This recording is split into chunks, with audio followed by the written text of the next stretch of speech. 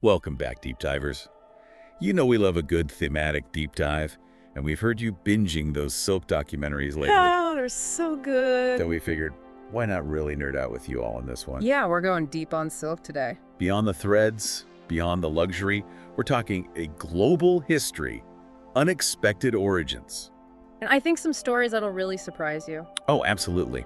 And to guide us on this journey, we're diving deep into Aarathi Prasad's book, Silk, A World History.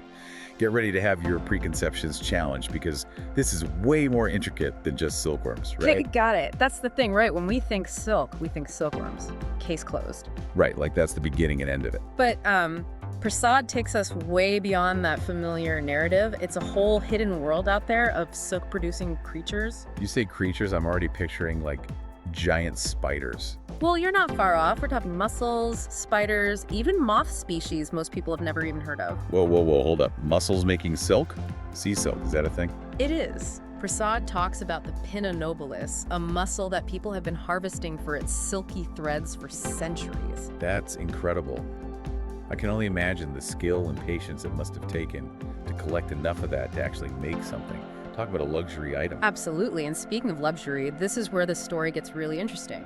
Prasad points out there's evidence suggesting silk production might have been happening in India around the same time as the earliest evidence they found in China. So not just one single origin point for silk production. Exactly. Okay, now this is where it gets really cool. Prasad tells this whole story about a tribe in India, the Santals, who have this ancient tradition of working with Tezar silk.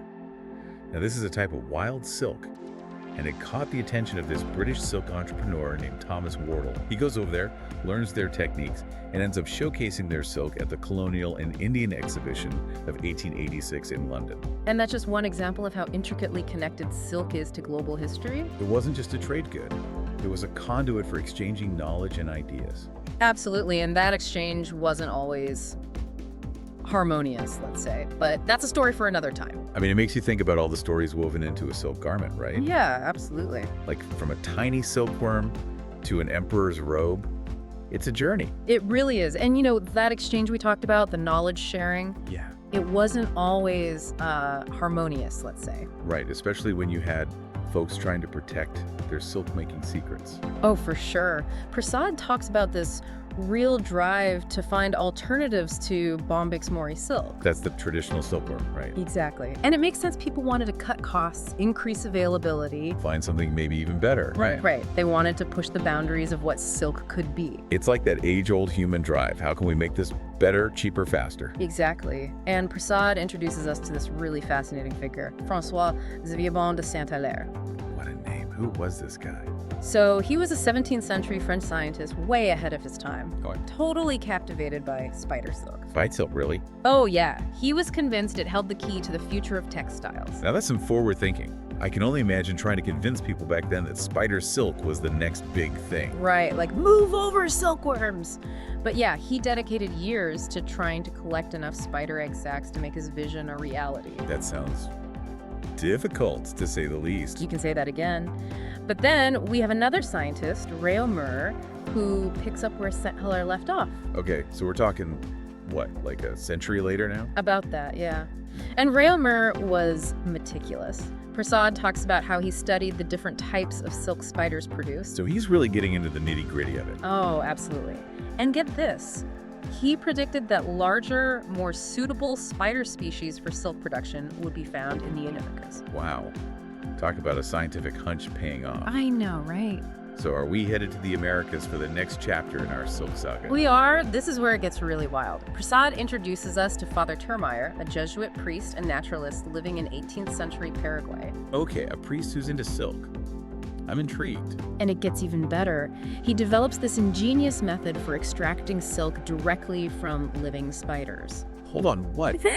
Directly? How is that even possible? I know, right? It sounds crazy, but he basically created this tiny harness to gently immobilize the spider, tempted it with a fly to stimulate its silk gland. Okay, this is some seriously next level stuff. And then he'd carefully collect the silk as it emerged. Wow, that's both ingenious and slightly terrifying at the same time. Right, but it speaks to this enduring fascination with spider silk. For centuries, people have been trying to unlock its secrets. And it seems like we're still trying today. right? I mean, spider silk is having a real moment. Oh, absolutely. We'll get into that a little bit later. It's amazing, though, how these threads, literal threads, connect us back through history. It really is. And, it makes you think about all the different ways silk has been used over the centuries. I mean, it's not all about fashion and luxury, right? Right. Prasad talks about how in ancient China, they were using silk to suture wounds. Oh, yeah. Way ahead of their time.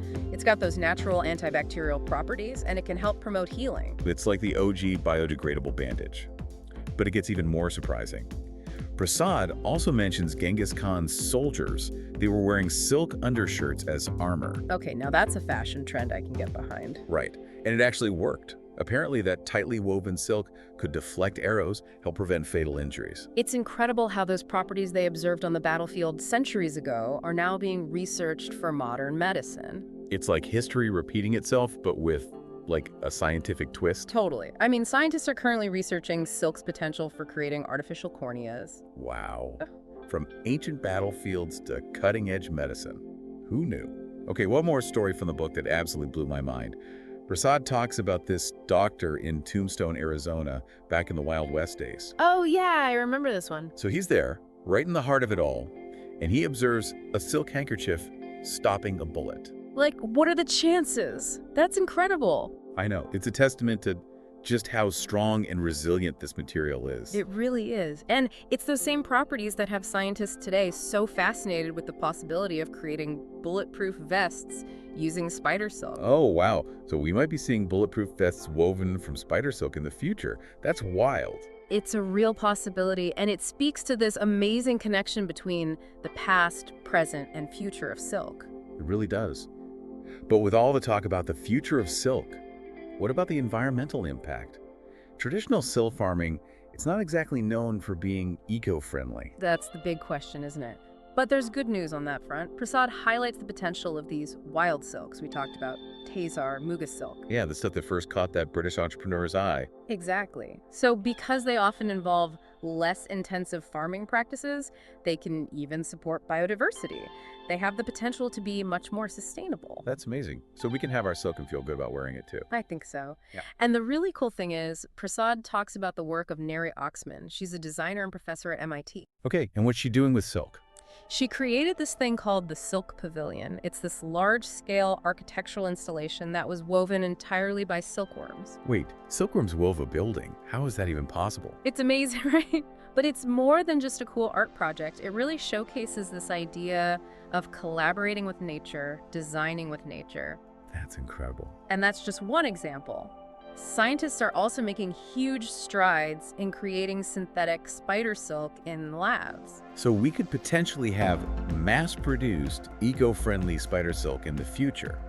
That's incredible. It's a really exciting prospect, but it does raise some important questions about our responsibility with these new technologies. For sure. It's like we've uncovered these amazing secrets of silk, and now we have to decide how to use them responsibly. Exactly. It's a conversation that needs to happen. Absolutely.